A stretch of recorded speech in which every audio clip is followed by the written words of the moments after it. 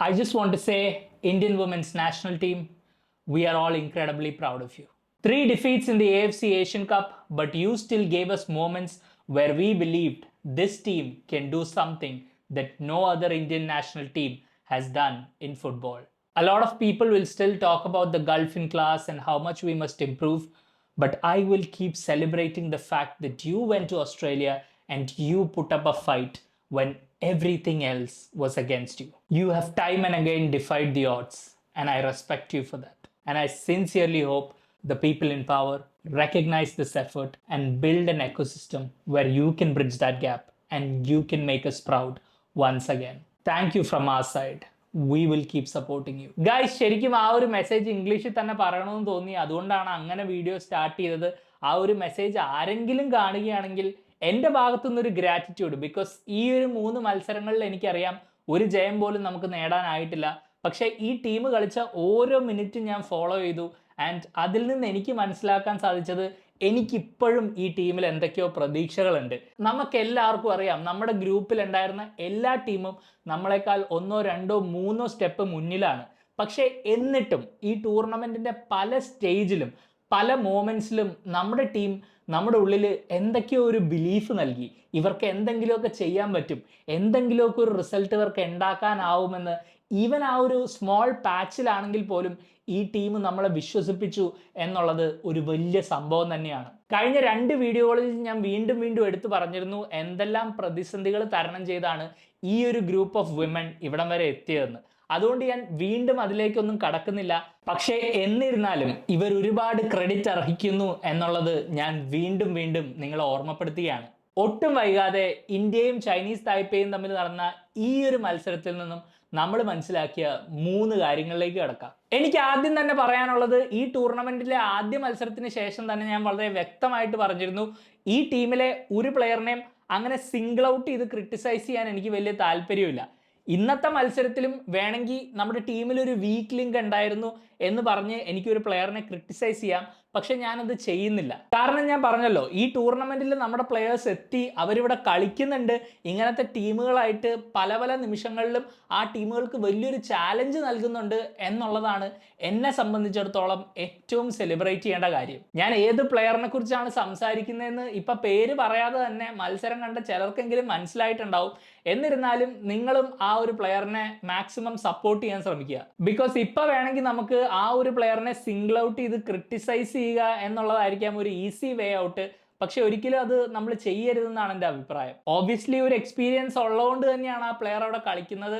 And എനിക്കറിയാം ഈ 3 മത്സരങ്ങളിലെ പെർഫോമൻസുകൾ എടുത്തു നോക്കിയാലും ബാക്കിയുള്ള ടീമിന്റെ മേ ബി ആ ഒരു ലെവലിലേക്ക് ഈ പ്ലെയർ എത്തിയിട്ടില്ല എന്നുള്ളത് തന്നെയാണ് വാസ്തവം. പക്ഷേ ഐ റിയലി ഹോപ്പ് ആ ഗ്രൂപ്പിലുള്ള പ്ലെയേഴ്സ് ആ ഒരു പ്ലെയറിനെ സിംഗിൾ ഔട്ട് ചെയ്യാതെ ഈ ഒരു സെറ്റ് ബാക്കിൽ നിന്ന് തിരിച്ചു വരാനുള്ള മാക്സിമം സപ്പോർട്ട് നൽകുമെന്ന്.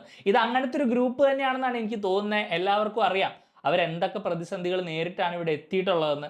അതുകൊണ്ട് തന്നെ അങ്ങനെ ആരും ആ ഒരു പ്ലെയറിനെ കുറ്റപ്പെടുത്തുമെന്ന് എനിക്ക് തോന്നുന്നില്ല. പക്ഷെ ഞാനിത് പറയുന്നത് ഒരു ജനറൽ ഓഡിയൻസിനോടാണ്. ബിക്കോസ് ഇന്റർനെറ്റിലൊക്കെ നമുക്ക് അറിയാം ഈ ഒരു മത്സരം മാത്രമായിട്ട് കാണുന്ന ഒരുപാട് പേരുണ്ടാവും. അപ്പോൾ അവർ വന്നിട്ട് ഈ ഒരു പ്ലെയറിൻ്റെ ആ ഒരു പെർഫോമൻസ് കാണുമ്പോൾ ചിലപ്പോൾ വിചാരിക്കും അയ്യോ ഇതെന്താണ് ഇങ്ങനെ കളിക്കുന്നത്, അല്ലെങ്കിൽ എന്തുകൊണ്ടാണ് ഇങ്ങനെ സംഭവിക്കുന്നത് എന്നൊക്കെ പറഞ്ഞ് അങ്ങനെ സോഷ്യൽ മീഡിയയിലും ഒക്കെ എക്സിലായാലും അവിടെ ആയാലും ഇവിടെ ആയാലും ഒക്കെ എന്തെങ്കിലുമൊക്കെ ക്രിറ്റിസിസം ഒക്കെ വരാനുള്ള സാധ്യതകളുണ്ട്. അതുകൊണ്ട് തന്നെ ഞാൻ പറയുന്നത് നിങ്ങൾ ആ ഒരു കാര്യം കൊണ്ട് മാത്രം ഈ പ്ലെയറിനെ ക്രിട്ടിസൈസ് ചെയ്യരുതെന്നാണ്.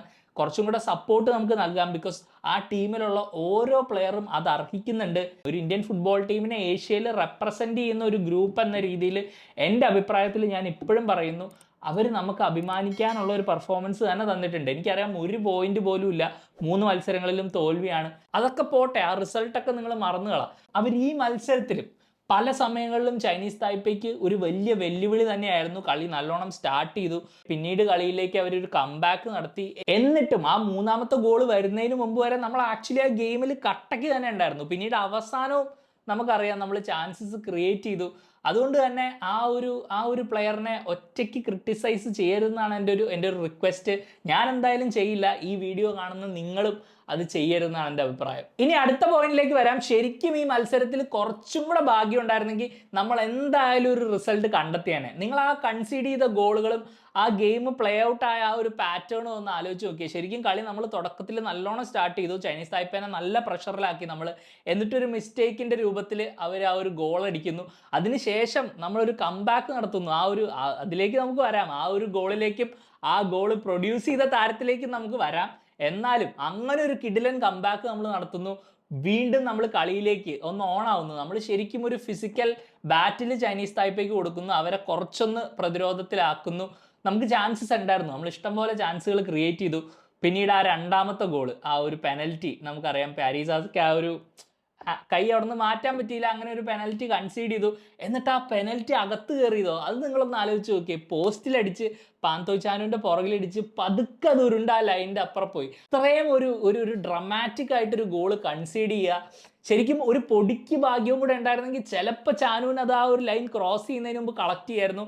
അല്ലെങ്കിൽ അത് ബാറിലിടിച്ച് പുറത്തേക്ക് തന്നെ പോയേനെ. പക്ഷേ എന്തോ ഇന്ന് നമ്മുടെ ദിവസമായിരുന്നില്ലെന്ന് ആ ഒരു മൊമെന്റ് കണ്ടപ്പോൾ എനിക്ക് മനസ്സിലായി. ബിക്കോസ് ഇങ്ങനത്തെ മത്സരങ്ങളിൽ നമുക്കറിയാം ചൈനീസ് തായ്പേ ഒരു ഹയർ റാങ്കിങ്ങിൽ നമ്മളെക്കാളും ഞാൻ പറഞ്ഞ പോലെ തന്നെ 2-3 സ്റ്റെപ്പ് മുമ്പിലുള്ള ഒരു ടീമാണ്.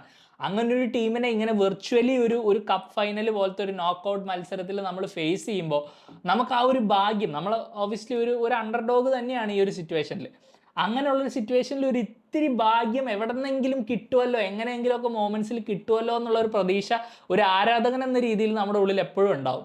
പക്ഷെ ആ ഒരു ഭാഗ്യം നമ്മളെ തുണച്ചില്ല. ആൻഡ് ആ ഒരു മൊമെന്റ് കണ്ടപ്പോൾ എനിക്ക് മനസ്സിലായി ഇന്ന് നമ്മുടെ ദിവസമല്ല. ലൈക്ക് ഇന്ന് നമ്മുടെ ദിവസം ആയിരുന്നെങ്കിൽ അവിടെ എന്തെങ്കിലും സംഭവിച്ചേനെ. പക്ഷേ ഭയങ്കര അൺഫോർച്ചുനേറ്റ്. ആൻഡ് എനിക്ക് ഞാൻ പറഞ്ഞല്ലോ, പ്ലെയേഴ്സിനെ ഒന്നും ബ്ലെയിം ചെയ്യാൻ തോന്നുന്നില്ല.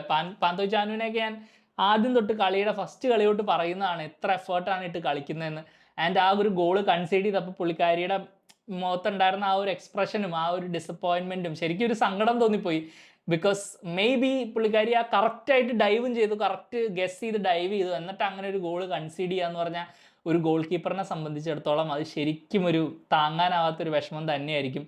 പിന്നീട് നമുക്കറിയാം ഒരു ഇഞ്ചുറി സംഭവിച്ച് രണ്ടുപേര്, സ്വീറ്റി ദേവിയും അതുപോലെ തന്നെ പാന്തോയ് ചാനും സബ്സ്റ്റിറ്റ്യൂട്ട് ചെയ്യപ്പെട്ടു. അവർ ഓക്കെ ആവട്ടെ എന്നാണ് എൻ്റെ ഒരു പ്രാർത്ഥന. കാരണം പാന്തോയ് ചാനു അതിനു മുമ്പും ഒരു നോക്ക് നേരിട്ടിട്ടാണ് കണ്ടിന്യൂ ചെയ്തത്. എന്നിട്ടാണ് പിന്നീട് സെക്കൻഡ് ഹാഫിൽ ലേറ്റ് ആയിട്ട് സബ്സ്റ്റിറ്റ്യൂട്ട് ആവേണ്ടി വന്നത് ആ മൂന്നാമത്തെ ഗോളിൻ്റെ ബിൽഡപ്പിൽ പറ്റിയ ആ ഒരു പരിക്കിന് ശേഷം. എന്തായാലും പാന്തോയ് ചാനുവിനെയൊക്കെ സംബന്ധിച്ചിടത്തോളം ഈ ഒരു ടൂർണമെൻറ്റിൽ എനിക്ക് തോന്നുന്ന ആസ് എ ഹോൾ നമ്മുടെ ഏറ്റവും ബെസ്റ്റ് പ്ലെയർ എന്ന് തന്നെ ഞാൻ പറയും. മനീഷ കല്യാണാണ് നമ്മുടെ ടീമിലെ ഏറ്റവും ബെസ്റ്റ് പ്ലെയർ. പക്ഷേ ഈ ഒരു ടൂർണമെൻറ്റിലെ 3 മത്സരങ്ങളിലെ പെർഫോമൻസ് ആസ് എ ഹോൾ എടുത്തു നോക്കുകയാണെങ്കിൽ എനിക്ക് തോന്നുന്നു തീർച്ചയായിട്ടും പാന്തോയ് ചാനു വാസ് ഇൻക്രെഡിബിൾ. അതിലൊന്നും പറയാനില്ല. ഇന്ത്യയുടെ ഒരു അൺഡിസ്പ്യൂട്ടഡ് നമ്പർ 1 ആണെന്നുള്ള കാര്യം വീണ്ടും വീണ്ടും തെളിയിച്ചുകൊണ്ടിരിക്കുകയാണ്. അമ്മാതിരി ഒരു പെർഫോമൻസ് ആയിരുന്നു. എന്തായാലും ഞാൻ പറഞ്ഞല്ലോ, ആ ഒരു ഭാഗ്യം മാത്രം നമ്മൾ തുണച്ചില്ല. ആ ഭാഗ്യം ഉണ്ടായിരുന്നെങ്കിൽ ഒരുപക്ഷെ നമ്മളിപ്പോൾ ഇവിടെ വന്നിരുന്ന് വേറൊരു രീതിയിലായിരിക്കും വീഡിയോ ചെയ്യുന്നത്. ഇന്ത്യൻ ഫുട്ബോളിനെ സ്നേഹിക്കുന്ന എല്ലാവരും സെലിബ്രേറ്റ് ചെയ്യുന്ന ഒരു ദിവസം ആയി മാറിയേനെ ഇതൊരു പക്ഷേ. അങ്ങനത്തെ ഒരു മൊമെൻ്റ് ആയിരുന്നു എന്തായാലും അത്. ആ ഒരു റിയലൈസേഷൻ എനിക്ക് ആ ഒരു രണ്ടാമത്തെ ഗോള് കൺസീഡ് ചെയ്തപ്പോഴാണ് വന്നത്. കാരണം നമ്മൾ കളിയിലേക്ക് ഒരു കംബാക്ക് നടത്തിയിട്ട് നമ്മൾ വീണ്ടും അങ്ങനെ ഒരു ഗോൾ കൺസീഡ് ചെയ്യുമ്പോൾ നമുക്കൊരു തോന്നുമല്ലോ, ഒരു ഗട്ട് ഫീലിംഗ് എന്നൊക്കെ പറയില്ലേ, ആ സാധനം വരുമല്ലോ ഉള്ളിൻ്റെ ഉള്ളിൽ നിന്ന്. ദൈവം ഇത് പണിയാണല്ലോ, നമ്മുടെ ദിവസം അല്ലല്ലോ. കാരണം നമ്മൾ അത്രയും കഷ്ടപ്പെട്ട ആ ഒരു കളിയിലേക്ക് തിരിച്ചു വന്നു, എന്നിട്ട് അങ്ങനെ ഒരു മൊമെൻറ്റ് ശരിക്കും അത് താങ്ങാനായില്ലെന്ന് തന്നെ പറയണം. ഇനി നമുക്ക് നമ്മുടെ ടീമിലെ സൂപ്പർ താരത്തിനെ കുറിച്ച് തന്നെ സംസാരിക്കാം. Manisha Kalyan. What an incredible athlete. I mean ആ ഒരു ഫിസിക്കൽ പ്രസൻസ് കൊണ്ട് ചൈനീസ് തായ്പേനെ വെള്ളം കുടിപ്പിച്ചെന്ന് തന്നെ നമുക്ക് പറയാം. ആ ഒരു ഫ്രീ കിക്കിലേക്ക് ഞാൻ ഇതുവരെ വന്നിട്ടില്ല കേട്ടോ. ഫ്രീ കിക്ക് ഇസ് ഇൻക്രെഡിബിൾ, ഒന്നും പറയാനില്ല. പക്ഷെ അതിന് മുമ്പ് തന്നെ എന്തൊരു പ്രസൻസ് ആയിരുന്നു. ആ ഒരു ലൈൻ ലീഡ് ചെയ്യുകയാണെങ്കിലും ഡീപ്പായിട്ടൊക്കെ ഡ്രോപ്പ് ചെയ്ത് ഡിഫൻഡേഴ്സിനെയൊക്കെ അങ്ങോട്ടും ഇങ്ങോട്ടും ഡ്രാഗ് ചെയ്ത് ആ ഒരു ഫിസിക്കൊക്കെ ഉപയോഗിച്ച് ഭയങ്കര ഈസി ആയിട്ടാണ് പുള്ളിക്കാരി കാര്യങ്ങൾ ഹാൻഡിൽ ചെയ്തത്. ആൻഡ് ആ ഒരു മൊമെൻറ്റ്, അത്രയും ഡിസ്റ്റൻസിൽ നിന്നും അങ്ങനെ ഒരു ഫ്രീ കിക്ക് കറക്റ്റ് അടിച്ച് ബാറിലടിച്ച് ലൈൻ്റെ അകത്ത് പോകുന്നു. ഒന്നും പറയാനില്ല. ലൈക്ക് നമ്മുടെ best player on the pitch today. ഈ ഒരു മത്സരത്തിൽ നമുക്ക് ഒരുപാട് അവസരങ്ങൾ ഉണ്ടാക്കാൻ മനീഷ ശ്രമിച്ചു. കളിയുടെ അവസാനം വരെ ട്രൈ ചെയ്തു. എന്തുകൊണ്ടാണ് ഈ പ്ലെയർ ഇന്ത്യൻ വുമൻസ് ഫുട്ബോളിൻ്റെ പോസ്റ്റർ വുമൺ ആയതെന്നുള്ളതിൻ്റെ ഒരു പെർഫെക്റ്റ് എക്സാമ്പിൾ ആയിരുന്നു ഇന്നത്തെ ആ ഒരു പെർഫോമൻസ്. ശരിക്കും ആലോചിക്കുമ്പോൾ കുറച്ച് സങ്കടമുണ്ട്. കാരണം ആ ഒരു ഇൻഡിവിജ്വൽ പെർഫോമൻസിൻ്റെ ബലത്തിൽ മാത്രം ഒരു പക്ഷേ മറ്റൊരു ദിവസം നമ്മളിപ്പം AFC ഏഷ്യൻ കപ്പിൻ്റെ ക്വാർട്ടർ ഫൈനലിൽ കയറിയേനെ. കാരണം അത്രയും ഒരു എഫേർട്ട് ഇട്ട് അത്രയും ക്വാളിറ്റി ഈ പ്ലെയർ പ്രൊഡ്യൂസ് ചെയ്തു എന്നുള്ളത് തന്നെയാണ്. ആൻഡ് ഞാൻ നേരത്തെ പറഞ്ഞല്ലോ, മനീഷ കല്യാൺ ഒരു പ്രോപ്പർ ആത്ലീറ്റ് ആണ്. അത് നമുക്ക് പിച്ചിൽ കണ്ടറിയാം. ബാക്കിയുള്ള പ്ലേയേഴ്സിനെയും പുള്ളിക്കാരനെയും ശ്രദ്ധിച്ചാൽ നമുക്ക് മനസ്സിലാവും. ഒരു ഫിസിക്കലി ഭയങ്കര സുപ്പീരിയർ ആയിട്ടുള്ള, നല്ലോണം ബോഡീനെയൊക്കെ ടേക്ക് കെയർ ചെയ്യുന്ന, അതുപോലെ ഏതൊരു പ്ലെയറിനെയും മുട്ടി നിൽക്കാൻ പറ്റുന്ന ആ ഒരു സ്ട്രെങ്ത്തും ഒരു അപ്പർ ബോഡി സ്ട്രെങ്ത്തും എല്ലാം ബിൽഡ് ചെയ്തേക്കുന്ന ഒരു പ്ലെയറാണ്. അത് പുള്ളിക്കാരി ഭയങ്കരമായിട്ട് അടിപൊളിയായിട്ട് യൂസ് ചെയ്യുന്നുണ്ടായിരുന്നു. എന്തായാലും so close yet so far. Like പുള്ളിക്കാരിയെ കൊണ്ട് പറ്റുന്നതിൻ്റെ മാക്സിമം ഇന്ന് പ്രൊഡ്യൂസ് ചെയ്യാൻ ശ്രമിച്ചിട്ടുണ്ട്. ആദ്യ മത്സരത്തിൽ ആ ഒരു സെക്കൻഡ് ഹാഫിലേക്ക്, ആ സെൻട്രൽ റോളിലേക്ക് വന്നപ്പോഴാണ് ആ ഒരു ഷിഫ്റ്റ് സംഭവിച്ചത്. ശരിക്കും മനീഷ കല്യാൺ ആയത്. പിന്നെ ജപ്പാനോട് നമുക്കറിയാം, ആ ഒരു മത്സരത്തിൽ പ്രത്യേകിച്ച് ചെയ്യാനൊന്നുമില്ല. ഈ മത്സരത്തിലും അങ്ങനെ സ്റ്റാർട്ട് ചെയ്ത മനീഷ ടൂർണമെൻറ്റ് പ്രോഗ്രസ് ചെയ്യുന്തോറും ആ ഒരു കോൺഫിഡൻസ് ആർജിച്ച് പെർഫോമൻസുകളുടെ ലെവൽ കൂടിയിരുന്നു. ബി ചുറ്റും കളിക്കുന്ന പ്ലെയേഴ്സിൽ നിന്ന് കുറച്ചും കൂടെ എന്തെങ്കിലുമൊക്കെ ഒരു സപ്പോർട്ട് കിട്ടിയിരുന്നെങ്കിൽ ചിലപ്പോൾ ഒരു ഗോളും കൂടെ വന്നേനെ. അത് അൺഫോർച്ചുനേറ്റ്ലി വന്നില്ല എന്നുള്ളതാണ്. പക്ഷേ ഞാൻ പറഞ്ഞല്ലോ, നമ്മൾ ആരെയും സിംഗിൾ ഔട്ട് ചെയ്ത് ക്രിട്ടിസൈസ് ചെയ്യാനൊന്നും ഇവിടെ പോകുന്നില്ല. എന്തായാലും ഈ ടീമിൻ്റെ അറ്റാക്കിനെ ലീഡ് ചെയ്യാനുള്ള ക്വാളിറ്റി ഉണ്ടെന്ന് മനീഷ ഇപ്പോൾ വീണ്ടും തെളിയിച്ചുകൊണ്ടിരിക്കുകയാണ്. ഈ ഒരു ബിഗ് സ്റ്റേജിലും തെളിയിച്ചു. അപ്പോൾ എന്തായാലും ഭാവിയിൽ നമ്മൾ എന്ത് ചെയ്യാൻ ശ്രമിക്കുന്നു, ഈ ടീം ഞാൻ പറഞ്ഞല്ലോ, ഈ ടീമിന് വേണ്ട ഒരു പ്രോപ്പർ ഇക്കോസിസ്റ്റം നമ്മൾ ഉണ്ടാക്കണം. അവർക്ക് കൂടുതൽ മത്സരങ്ങൾ കളിക്കാനുള്ള, കൂടുതൽ കോമ്പറ്റിറ്റീവ് മത്സരങ്ങൾ കളിക്കാനുള്ള, വേറെ നേഷൻസ് ആയിട്ട് കളിക്കാനുള്ള ഒരു ഓപ്പർച്യൂണിറ്റി നമ്മൾ ഉണ്ടാക്കണം. നല്ലൊരു ലീഗ് സിസ്റ്റം കൊണ്ടുവന്ന് അത് പ്രോപ്പറായിട്ട് എക്സിക്യൂട്ട് ചെയ്യണം. അതാണ് ഇപ്പം നമുക്കറിയാം കഴിഞ്ഞ സീസണിൽ സംഭവിച്ചത് എന്താണെന്നൊക്കെ. ആ ഒരു എക്കോസിസ്റ്റം നമ്മൾ ഉണ്ടാക്കണം. അങ്ങനെ ഉണ്ടാക്കുകയാണെങ്കിൽ ഈ ഗ്രൂപ്പിന് എന്തെങ്കിലും സ്പെഷ്യലായിട്ട് ചെയ്യാൻ പറ്റുമെന്ന് ഞാനിപ്പോഴും ഉറച്ചു വിശ്വസിക്കുന്നുണ്ട്. ആൻഡ് നമ്മൾ എന്ത് കാര്യം അച്ചീവ് ചെയ്യുന്നു അതിൻ്റെ ഒരു ക്രൗൺ ജുവൽ, അല്ലെങ്കിൽ അതിൻ്റെ ഒരു സെൻറ്റർ പീസായിട്ട് മനീഷ കല്യാൺ ഉണ്ടാവും. കാരണം ആ ഒരു പ്ലെയറിനെ ചുറ്റി നമുക്കൊരു ടീമിനെ ബിൽഡ് ചെയ്യാൻ പറ്റിയാൽ, കുറേ യങ് എക്സൈറ്റിംഗ് ടാലൻറ്റുകളുണ്ട് ഈ മത്സരത്തിൽ. വളരെ ലിമിറ്റഡ് ആയിട്ട് അവസരങ്ങൾ കിട്ടിയ, അല്ലെങ്കിൽ അവസരങ്ങൾ കിട്ടാത്തയും കുറേ നല്ല പ്ലെയേഴ്സ് ഉണ്ട് നമ്മുടെ സ്ക്വാഡിൽ. അവരെല്ലാവരെയും വെച്ചൊരു ഈ കോച്ചിൻ്റെ കീഴിലൊരു പ്രോജക്റ്റ് ബിൽഡ് ചെയ്യാനായാൽ എനിക്ക് ഉറപ്പാണ് ഇതിലും മികച്ച പെർഫോമൻസുകൾ നമ്മുടെ ടീമിൽ നിന്ന് കാണും. കാരണം ഇത്രയും മിനിമൽ റിസോഴ്സുകളിൽ അവർക്ക് ഇങ്ങനെയുള്ള പെർഫോമൻസുകൾ പല നിമിഷങ്ങളിലായിട്ട് പ്രൊഡ്യൂസ് ചെയ്യാനാവുകയാണെങ്കിൽ അവരെ നമ്മൾ ഉറച്ച് വിശ്വസിച്ചേ പറ്റുള്ളൂ, അവരെ നമ്മൾ ബാക്ക് ചെയ്തേ പറ്റുള്ളൂ. അതാണ് എൻ്റെ റിക്വസ്റ്റ് എല്ലാ ഇന്ത്യൻ ഫുട്ബോൾ ഫാൻസിനോടും. നിങ്ങൾ മാക്സിമം ഈ ടീമിനെ സപ്പോർട്ട് ചെയ്യുക.